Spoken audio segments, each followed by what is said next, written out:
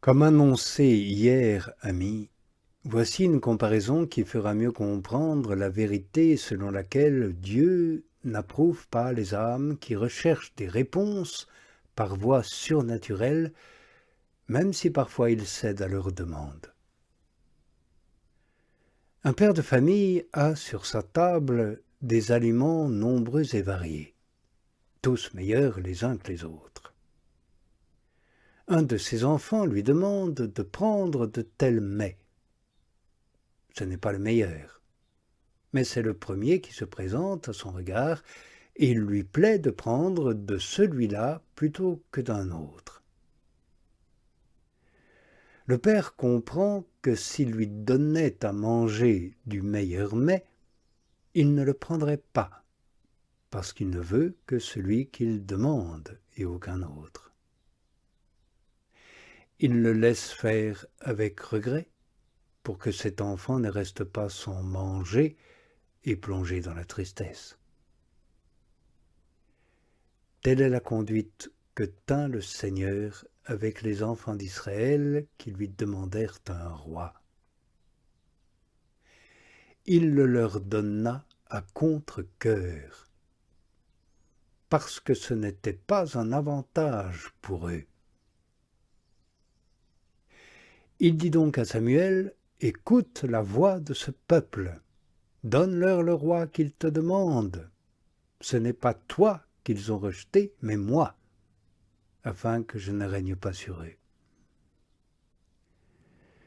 C'est ainsi que Dieu se montre condescendant à l'égard de certaines âmes. Il leur accorde ce qui n'est pas le meilleur pour elles, parce qu'elles ne veulent pas ou ne savent pas marcher par une autre voie que celle de leur volonté propre. Quand parfois elles obtiennent des tendresses ou des suavités spirituelles ou sensibles, comme nous l'avons dit, Dieu les leur accorde parce qu'elles ne sont pas préparées à cette nourriture forte et solide qui se trouve dans les souffrances et la croix de son Fils, qu'il voudrait les voir désirer au-dessus de tout. Cependant, je regarde comme plus préjudiciable à l'âme la recherche de certaines connaissances par voie surnaturelle que celle de certaines douceurs spirituelles sensibles. Je ne vois pas en effet comment l'âme qui les recherche peut être exempte de faute, au moins vénielle, malgré toutes ses bonnes intentions et toute sa perfection. Et j'en dis autant du conseiller spirituel qui lui commanderait ou la laisserait libre d'agir ainsi. Il n'y a pas, en effet, la moindre nécessité d'agir de la sorte. Nous avons la raison naturelle, la loi naturelle, la doctrine de l'Évangile, qui sont très suffisantes pour nous guider.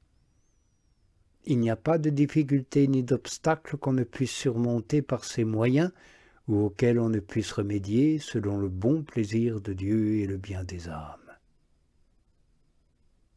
Cela est tellement vrai, il est tellement nécessaire que nous nous servions de la raison et des enseignements de l'Évangile, que si on venait, conformément ou non à nos vues, nous proposer certaines communications par une voie surnaturelle, nous ne devrions les recevoir que si elles étaient tout à fait conformes et à la raison et à l'enseignement de l'Évangile. Dans ce cas, on les accepterait, non parce qu'elles viennent par révélation, mais parce qu'elles sont conformes à la raison et à l'Évangile. Et on laisserait de côté tout sentiment relatif à la révélation. Et même en l'occurrence, il faut considérer et examiner le cas avec beaucoup plus de soin que s'il n'y avait pas eu de révélation. Car le démon propose souvent des choses véritables et futures qui sont conformes à la raison dans le but de nous séduire. Mais toujours quelque chose va à l'opposé de l'enseignement de l'Évangile. est parfois une chose infime. Il résulte de là qu'au milieu de nos nécessités, de nos travaux et de nos difficultés, nous n'avons pas de fondement meilleur et plus sûr que l'oraison et l'espérance que Dieu nous assistera par les moyens qu'il jugera convenables. Tel est le conseil qui nous est donné par la Sainte Écriture. Nous y lisons en effet que le roi Josaphat, étant tombé dans l'affliction la plus profonde, parce qu'il se trouvait entouré d'une foule d'ennemis, se mit en oraison et dit à Dieu, « Quand les moyens font défaut et que la raison ne voit comment elle pourra surmonter les difficultés, nous n'avons plus qu'à lever les yeux vers toi, pour que tu daignes suppléer à notre impuissance comme il te sera le plus agréable. » Bien que Dieu réponde aussi parfois à une telle prétention, il s'en montre aussi quelquefois irrité. Ce que nous avons dit suffirait à le prouver, mais il ne serait pas inutile de le montrer encore par quelque autorité de la Sainte Écriture. Il nous est dit au premier livre des rois que Saül désirait que le prophète Samuel, qui était déjà mort, vînt lui parler. Et le prophète en effet lui apparut. Cependant Dieu manifesta son mécontentement. Le prophète Samuel lui en fit aussitôt le reproche et lui dit « Pourquoi es-tu venu troubler mon repos et m'oblige à ressusciter ?»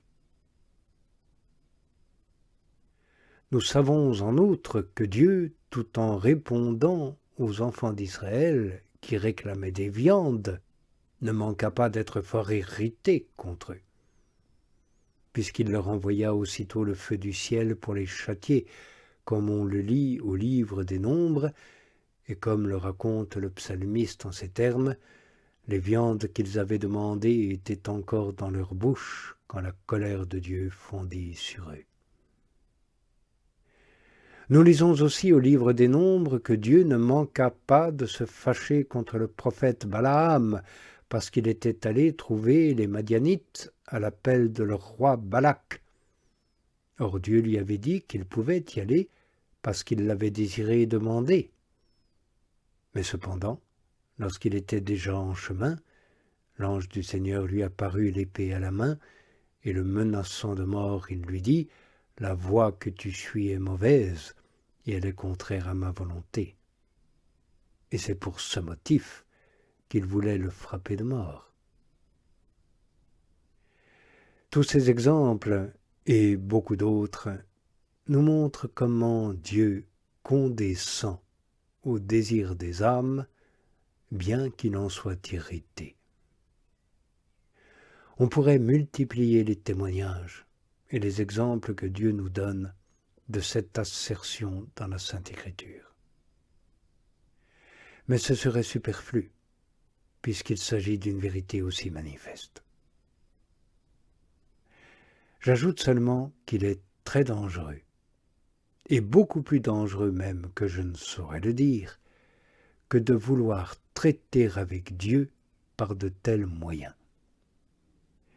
Quant à celui qui s'y attache, il ne peut manquer de se tromper beaucoup et de tomber souvent dans une extrême confusion. Celui qui en aura fait cas me comprendra par sa propre expérience.